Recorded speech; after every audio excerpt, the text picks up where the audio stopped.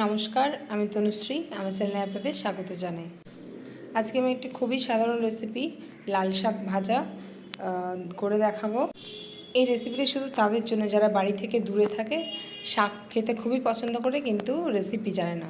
তো দেখে নিন রেসিপিটি। প্রথমে লাল শাক আমি ধুয়ে ছোটো ছোটো করে কেটে নিয়েছি। এরপর কড়াইতে সরষের তেল দিয়েছি, তার মধ্যে দিয়ে দিয়েছি কালো জিরে ফোড়ন এবং একটা কাঁচা লঙ্কা।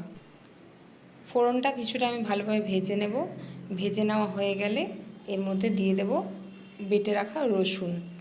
একটুখানি রসুন বাটা দিয়েছি এবং এটা ভালোভাবে লাল করে ভেজে নেব যাতে কাঁচা গন্ধটা চলে যায়। যদি কেউ রসুন পছন্দ না করেন, নিরামিষ খেতে চান, তাহলে অবশ্যই এটা রসুন অ্যাড করবেন না। সেক্ষেত্রে কালো জিরে এবং কাঁচা লঙ্কা ফোড়ন দিয়ে শাকটা ভাজলেই খেতে ভালো লাগবে। রসুনটা আমি লাল করে ভেজে নিয়েছি। এরপর দিয়ে দেবো এর মধ্যে কেটে রাখা লাল শাক। এবার বেশ ভালোভাবে শাকটা মিশিয়ে নেব মশলার সাথে। তারপর এর মধ্যে দিয়ে দেব নুন। আপনারা চাইলে একটুখানি হলুদও দিতে পারেন। আমি খুব সামান্য হলুদ গুঁড়ো দিয়েছি, যেটা আমি দেখাতে ভুলে গেছি।